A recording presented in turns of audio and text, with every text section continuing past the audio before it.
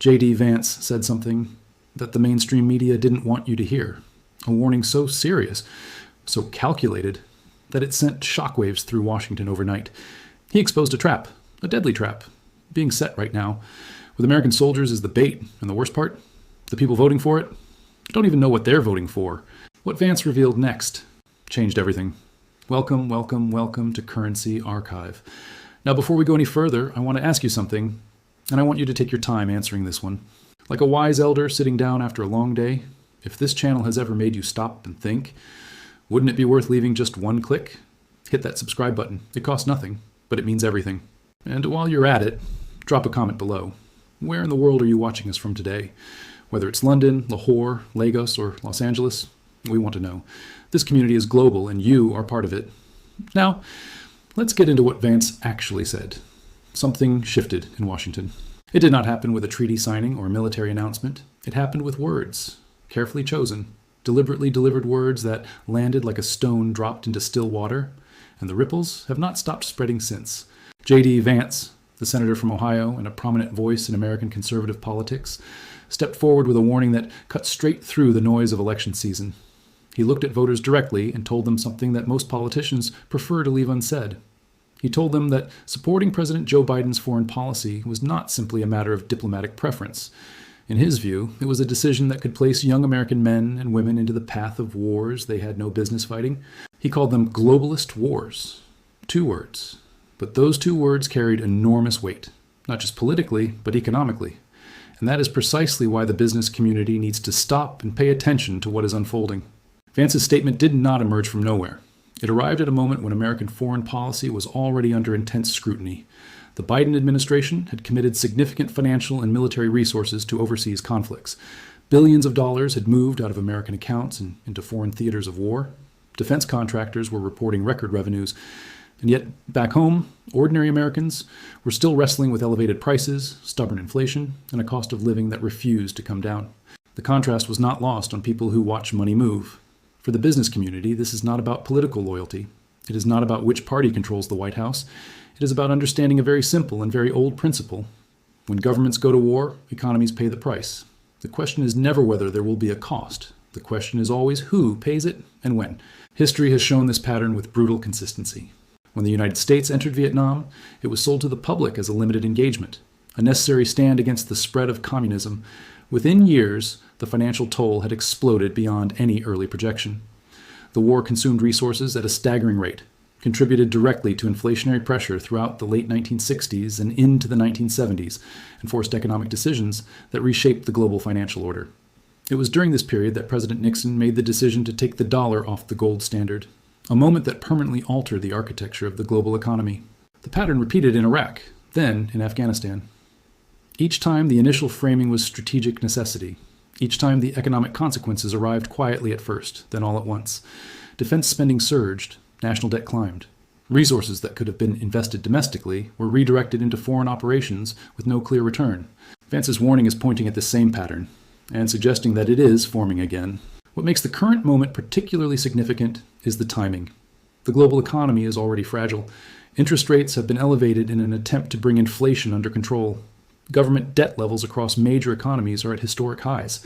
The fiscal cushion that might have absorbed the cost of previous military engagements simply does not exist in the same way today. This is the context in which Vance's words must be understood. He is not simply making a political argument, whether one agrees with his conclusions or not. The underlying concern he is raising deserves serious analytical attention. When a senior American politician stands up and warns that the country's foreign policy is pulling it toward unnecessary military entanglements, serious decision-makers do not dismiss that warning as campaign rhetoric. They begin asking a different set of questions. How deep does this go? How much has already been committed? And what happens to markets, to supply chains, to energy prices, and to the dollar if this escalates further? Those questions do not have comfortable answers right now. There's a number that governments never put on a billboard. They announce the initial budget. They release the official figures. They hold press conferences with carefully worded statements about investment in national security and the defense of democratic values. But there is always another number, a real number, that lives buried deep inside fiscal reports, congressional audits, and the kind of financial documents that most people never read. That number is the true cost of war, and right now, that number is growing. When J.D. Vance used the phrase globalist wars, he was not simply making a foreign policy argument. He He was, whether intentionally or not, pointing a spotlight at one of the most consequential economic dynamics of the modern era. The relationship between military entanglement abroad and financial deterioration at home is not a theory. It is a documented, repeating historical fact, and it follows a pattern that any serious analyst can trace with remarkable precision.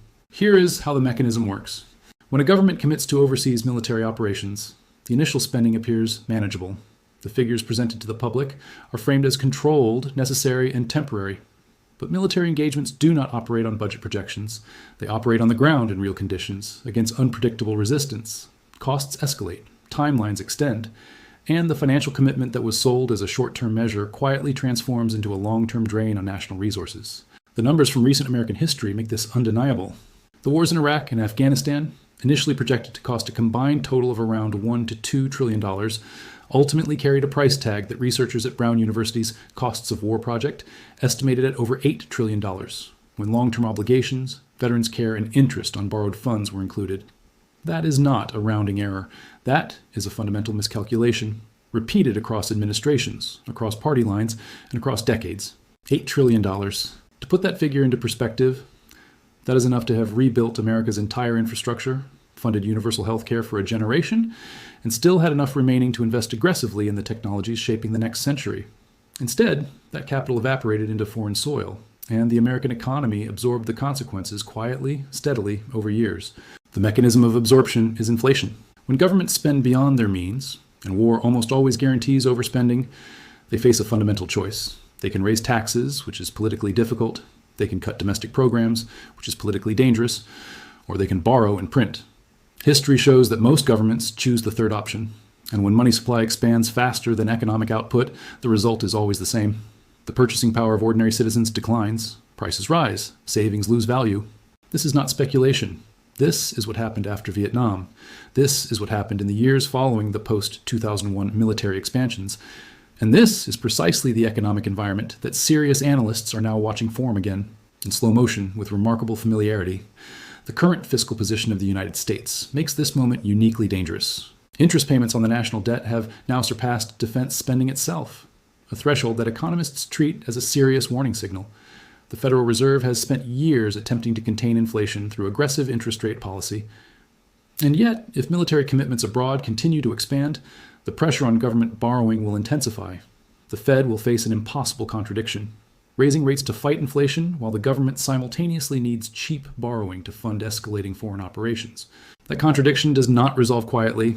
It resolves through currency pressure, through bond market instability, through the kind of slow, grinding economic deterioration that does not make headlines on any single day, but restructures the financial reality of millions of households over time. This is what the business community must understand. The cost of globalist wars does not stay overseas. It does not remain confined to military budgets and defense appropriations. It travels home. It moves through supply chains, through energy markets, through currency valuations, and through the everyday decisions that entrepreneurs and investors make about where to place their capital and how to protect what they have built. The trap Vance described is not just political. It is financial. It is structural. And in part 3, the evidence of how deep it goes and how quietly the smart money is already responding becomes impossible to ignore. The smartest money in the world does not panic. It does not react to headlines. It does not respond to press conferences or political speeches. It does not move based on what politicians say on television or what analysts repeat on financial news channels. Smart money moves on signals, quiet, data-driven early signals that most people never see until it is far too late to act on them. And right now, those signals are flashing. Not loudly, not dramatically, but with the kind of steady, persistent consistency that experienced investors have learned to treat with the utmost seriousness. Because when institutional capital begins repositioning, when the large, slow-moving pools of money that underpin the global financial system start shifting their weight, it means something fundamental has changed in the underlying risk calculation. Something has changed. To understand what that something is, it is necessary to look beyond the political theater surrounding J.D. Vance's warning and examine the structural economic vulnerabilities that military escalation creates. Because the danger of globalist wars is not only the direct financial cost of fighting them, the deeper danger lies in what prolonged geopolitical entanglement does to the invisible architecture that holds the modern economy together. That architecture has a name. It is called the supply chain. The global supply chain is not simply a logistics system. It is the circulatory system of the world economy. It determines where raw materials are extracted, where components are manufactured, where finished goods are assembled, and how they reach the hands of consumers across every continent. When that system operates smoothly, it is invisible. When it fractures, even partially, even temporarily, the consequences ripple outward with extraordinary speed and force. Military conflict is one of the most reliable disruptors of supply chain stability ever documented. Consider what happened in the early months of the Russia-Ukraine conflict. Within weeks of the outbreak of hostilities, global wheat prices surged by nearly 50%. Energy prices across Europe reached levels that threatened the viability of entire industrial sectors. Fertilizer costs spiked, creating downstream pressure on food production across Africa, Asia, and Latin America. These were not isolated effects. They were the predictable consequence of geopolitical disruption flowing through interconnected supply networks at speed. Now apply that same analytical framework to the current environment. The Biden administration's foreign policy commitments have extended American strategic exposure across multiple theaters simultaneously. Each theater carries its own set of supply chain vulnerabilities. Each region of conflict sits astride critical trade routes, energy corridors, or resource extraction zones that feed directly into global production systems. When Vance warns about being drawn deeper into overseas conflicts, he is, from a purely economic standpoint, warning about the multiplication of these vulnerabilities. Energy markets are already responding. Oil prices carry a geopolitical risk premium that has become a permanent feature of the current market environment. Natural gas supply routes across critical regions remain under constant strategic pressure, and the energy intensity of modern economies means that sustained price elevation in these markets does not simply raise utility bills. It raises the cost of manufacturing. It raises transportation costs. It compresses margins across entire industries. And it transfers wealth, quietly but relentlessly, away from productive economies and into the hands of resource-controlling states. This is the second-order effect that most commentary completely misses. The first-order effect of military conflict is the direct cost, the spending, the borrowing, the lives lost. The second-order effect is the structural economic damage that accumulates in the background while attention is focused elsewhere. Commodity price distortion, currency realignment, capital flight from vulnerable markets, the gradual erosion of trade relationships that took decades to build. Institutional investors understand this dynamic intimately. That is why the data from the past 18 months shows a quiet but unmistakable pattern of repositioning. Allocations toward hard assets have increased. Gold has seen sustained institutional buying at levels not observed in years. Defense sector equities have attracted capital at a rate that reflects not optimism, but hedging. These are not the moves of investors who believe the situation will resolve cleanly. These are the moves of people who are preparing for prolonged disruption. The signal is clear to those who know how to read it. And for entrepreneurs and business owners operating in this environment, the message embedded in these market movements is both urgent and specific. The window to make strategic adjustments, to review supply chain exposure, to reassess currency risk, to reposition capital away from vulnerable sectors, does not stay open indefinitely. Because when the trap fully closes, the options available today will no longer exist. Part 4 reveals exactly what those options are, and how the most prepared decision makers are using them right now. There's a moment in every major economic shift when the window closes. Not with a dramatic crash, not with a single headline that changes everything overnight. It closes the way most consequential things close, gradually, then suddenly. One day, the options that were available are no longer available. The assets that were accessible are no longer priced for entry. The strategic moves that were possible have already been made by someone else, someone who read the signals earlier, moved faster, and positioned themselves before the crowd arrived. That moment is approaching. And the question that every serious entrepreneur, every business owner, every aspiring decision maker must now answer is devastatingly simple. Are they going to be the person who acted or the person who watched? Because the smart money has already started moving.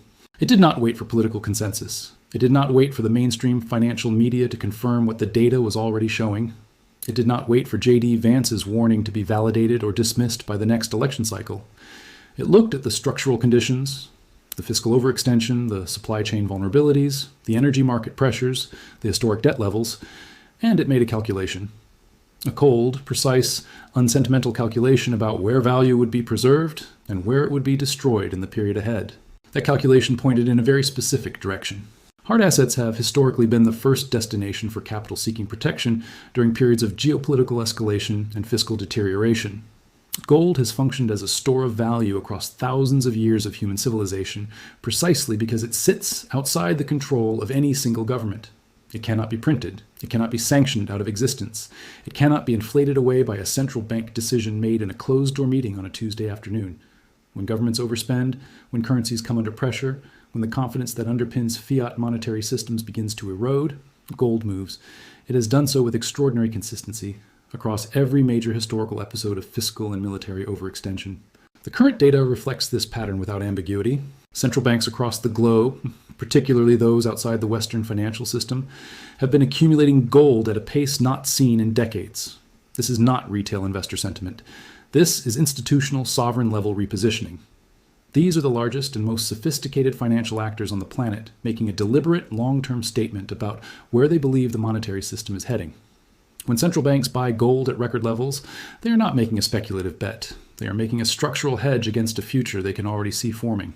Energy assets represent the second major area of strategic repositioning. As established in the previous analysis, military conflict and geopolitical entanglement create sustained upward pressure on energy prices. For investors and business owners who understand this dynamic, energy exposure, whether through direct commodity positions, energy sector equities, or infrastructure assets, functions as both a hedge against disruption and a direct participation in the price appreciation that conflict environments historically generate. The businesses that weathered the post-2022 energy shock most effectively were those that had already built energy cost resilience into their operational structure before the disruption arrived. The lesson is always the same. Preparation before the event, not reaction after it. Defense sector positioning represents the third signal worth examining, not as a moral endorsement of military spending, but as a pure analytical observation. When geopolitical risk escalates, defense budgets expand. When defense budgets expand, the companies that supply the equipment, technology, and logistics that modern military operations require see sustained revenue growth. Institutional capital understands this correlation precisely. The record inflows into defense sector equities over the past 18 months are not an accident. They are a rational response to a documented historical pattern playing out in real time. But beyond specific asset classes, the most important strategic move that serious decision makers are making right now is simpler and more fundamental than any particular investment. They are reducing complexity. They are reviewing every element of their business and investment exposure that depends on geopolitical stability. And they are asking an honest question. What happens to this if the situation escalates? What happens to this supply relationship, this currency exposure, this market dependency, this operational assumption, if the trap that Vance described actually closes? The businesses that survive major geopolitical disruptions are not always the largest or the most sophisticated. They are the ones that ask the hard questions early, the ones that stress-tested their assumptions before reality did it for them, the ones that understood that in an era of escalating geopolitical risk, resilience is not a luxury. It is the single most valuable competitive advantage a business can possess. Vance's warning, stripped of its political framing, delivers a message that transcends party lines and election cycles. It says that the decisions being made at the highest levels of government right now about where American power is committed, how American resources are deployed, and which overseas conflicts receive American backing will generate economic consequences that reach far beyond Washington. They will reach into supply chains, into energy markets, into currency valuations, and into the everyday financial decisions of businesses and families who never voted on any of it and never will. The trap is not hypothetical. It is structural. It is documented. And for those paying close attention, for those who have watched how power and money have moved together across history, it is already partially closed. The only remaining question is not whether the consequences are coming. The question is whether you will be ready when they arrive.